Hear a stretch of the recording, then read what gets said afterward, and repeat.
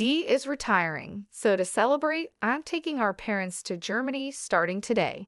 I'm borrowing your platinum card for the trip and plan to live it up on your credit card. What a trip this will be. What are you talking about? Just what I said. No, I don't get what you mean by just what I said. Please explain.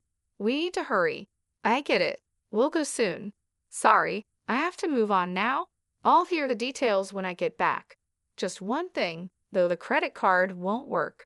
Huh? My jobless husband Jeremy took my credit card to take our parents-in-law on a trip. I put up with a lot from Jeremy, but this seems like the perfect opportunity to teach him a lesson. When he returns from the trip, he'll have some big regrets. I'm Maria, a 35-year-old company employee. After graduating from a prestigious university, I landed a job at a major company and have received good evaluations.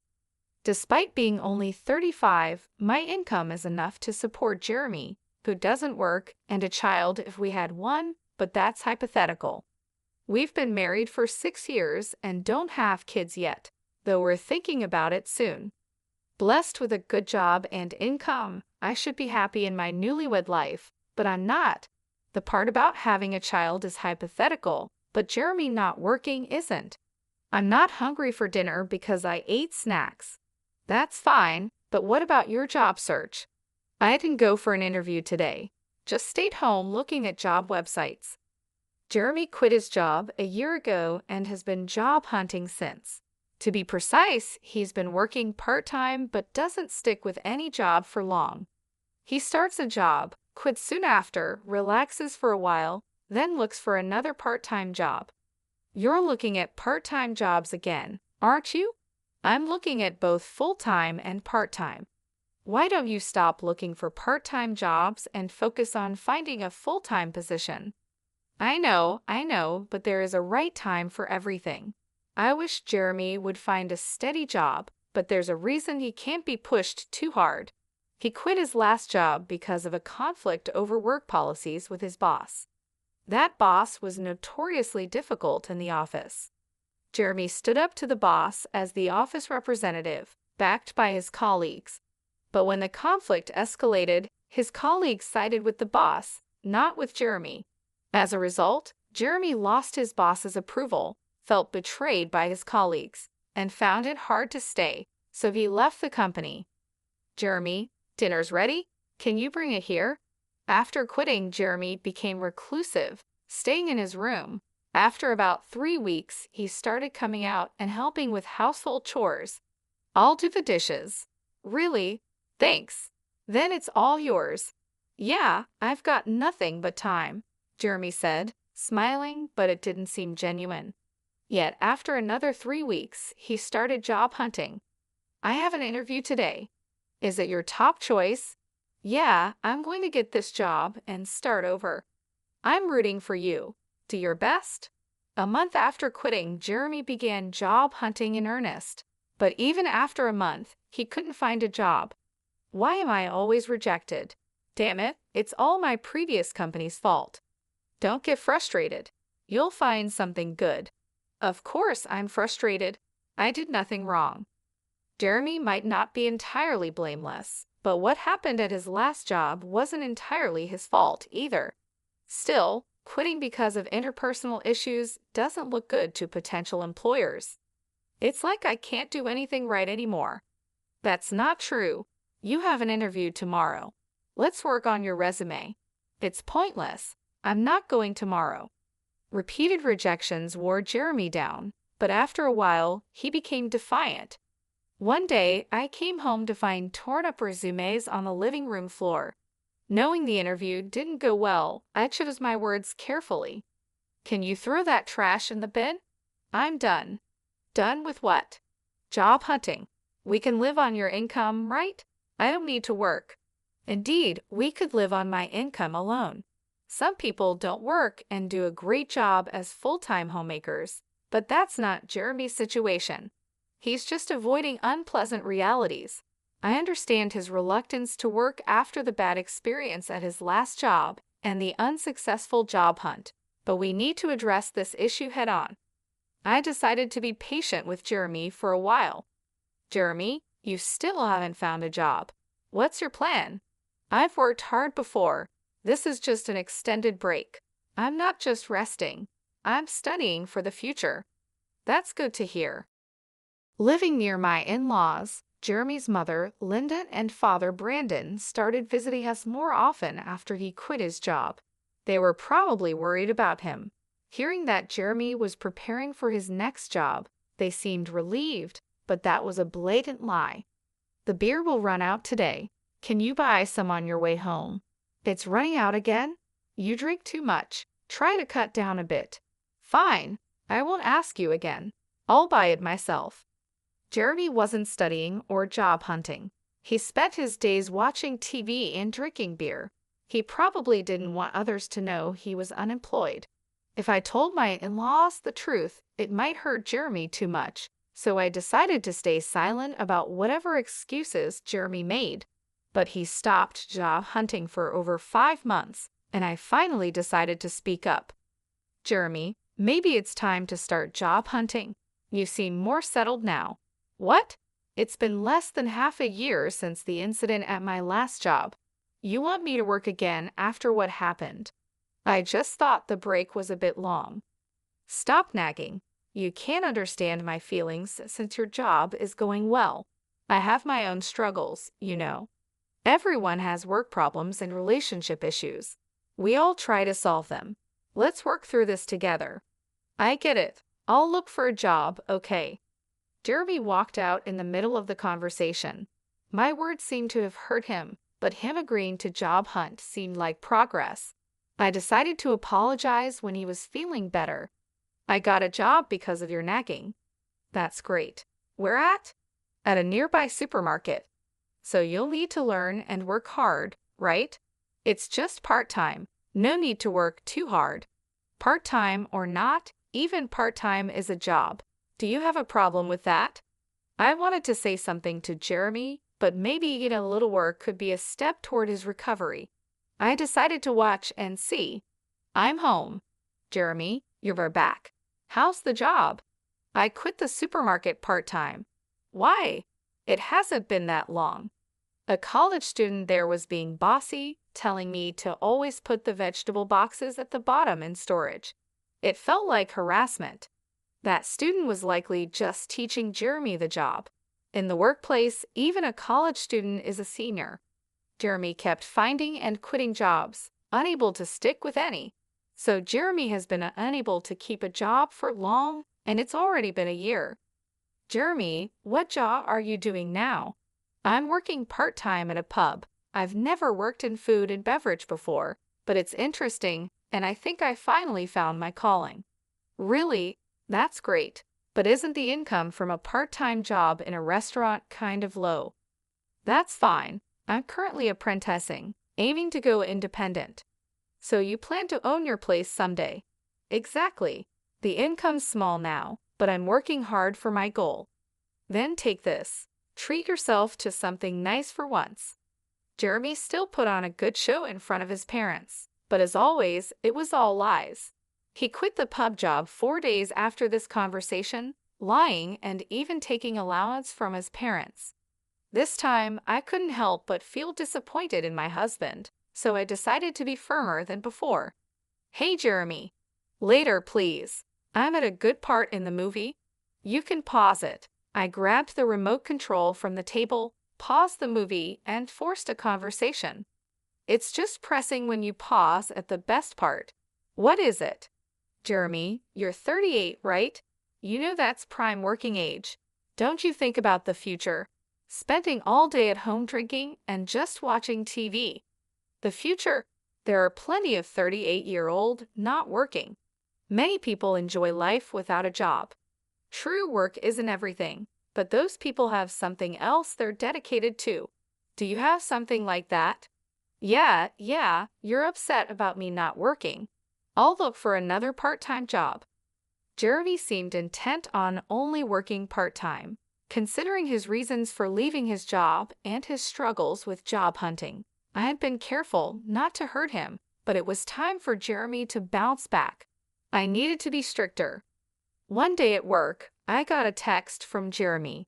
Dad's retiring, so we are going to Germany to celebrate. Starting today, borrowing your platinum card. Got to splurge on your credit card. I panicked and called him immediately. What do you mean, a trip? Just what I said. I don't get it. Just what I said. Please explain. So many things are wrong here. It's fine to celebrate Brandon's retirement, but he should have consulted me before using my money and borrowing the credit card more like stealing. And why am I paying for a trip to Germany that I'm not going on? Jeremy was probably bragging to his parents, claiming the money was from his savings. My credit card. Thinking about it infuriated me, but one thing Jeremy said caught my attention. You said you borrowed a credit card. The one from our house. Yeah. Why do I have a platinum card? Some people think you need a high income for it, but that's not true. Credit history, stable income, and other factors matter, and it's attainable in your 40s. The annual fee is high, but I use it for the benefits and points. However, that credit card is in my wallet. So you took the credit card from home? Yeah, so I'm counting on you for the payment. Jeremy, elated about his trip to Germany, is speaking to me in a provocative tone. I have been patient with Jeremy for a long time, but this seems like a good opportunity. Jeremy thinks he's clever taking my credit card and being all cheerful, but he's in for a surprise. What are you doing? We need to go. Got it. I'm coming. Sorry, I need to move on now. I'll hear the details when I get back. Just one more thing, the credit card you took won't work. What? That can't be right. It's in Maria's name, and the expiry date is this month. It's short, but it shouldn't be a problem. You're lying, right, Maria? You're lying to stop me from using the card, aren't you? Such a lie is easy to see through. Yes, it expires this month. That's why I have already received a new credit card. What does that mean? So I have 2 credit cards to use for a while now. Sometimes with my credit card, when the new one is activated, the old one stops working. And I've already started using the new card, so the one you took won't work. You're kidding, right? You think it's a lie? If you don't believe me, I can send you the URL to the credit card website, or you could just try using the card. It would be amusing to see you try to pay with a card that doesn't work. This credit card really won't work. Hey, hurry up. I hear his parents calling him from the background of the phone call, but Jeremy, realizing the credit card won't work, seems too flustered to hear them. What should I do? I told them I'd pay for everything except the round-trip travel. Oh, they covered the flight? Yes, Dad felt bad about having all the trip costs covered. What should I do? I'm about to take a cab, and I don't even have money for that. That's not my problem. You said you would pay for everything but the flight. If so, using my credit card in the first place was wrong. Pay with your own money. How can I? I don't have any money. Right, Jeremy, you haven't been working seriously. It's your fault for trying to look good taking your parents on a trip without money. I'm at work, so I have to hang up now. I just wanted to tell you about the credit card. Wait, I hung up and returned to work. Jeremy, unable to pay even for the cab, would have to be honest with his parents. That night after I finished work, I got a call from Laura. I heard from Jeremy. He tried to pay with your credit card and lied about working. Sorry for the trouble. No, don't apologize, Laura. I'm sorry for the inconvenience about the credit card. Are you okay with the money? We'll cover this trip's cost when we get back. I'll make Jeremy apologize and find a job immediately.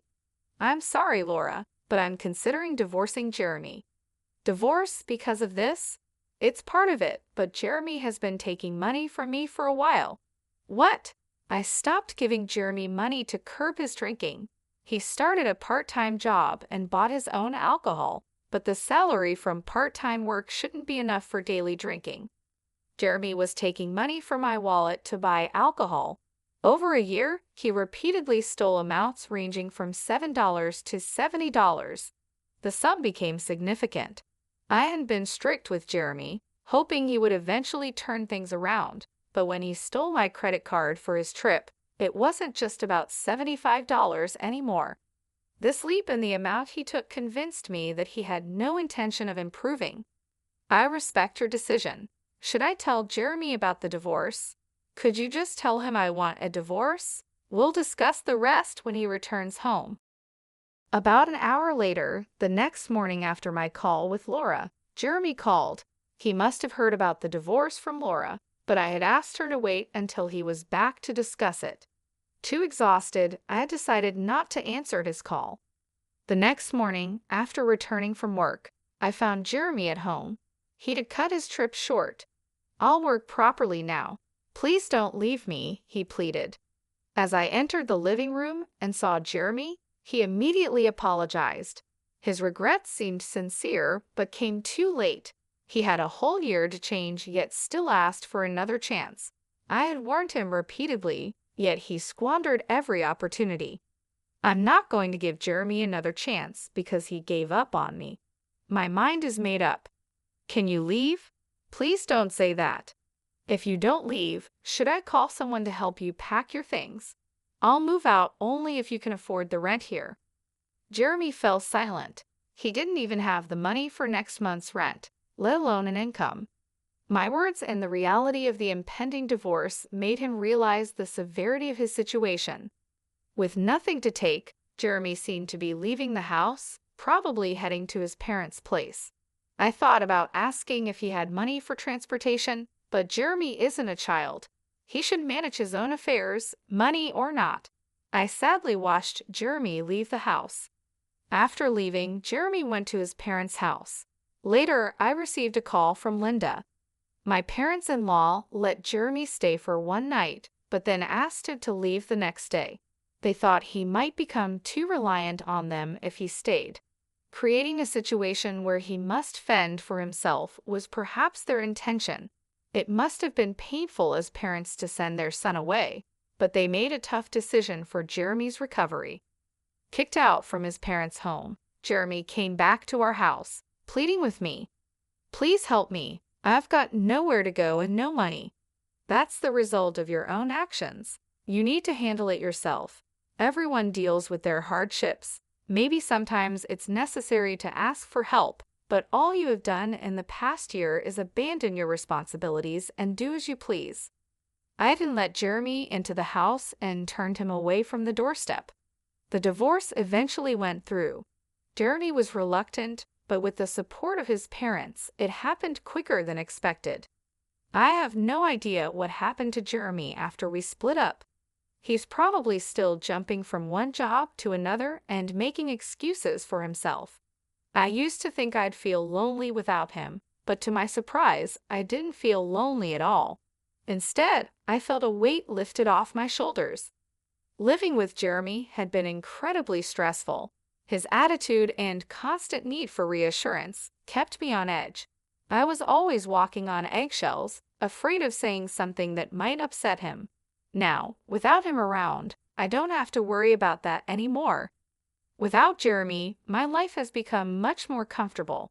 I hadn't realized just how much of a burden our relationship had been. I was constantly trying to support him, both emotionally and financially, and it drained me. Now, I can focus on myself and my own well-being. I'm relieved that I didn't let Jeremy drag me down with him.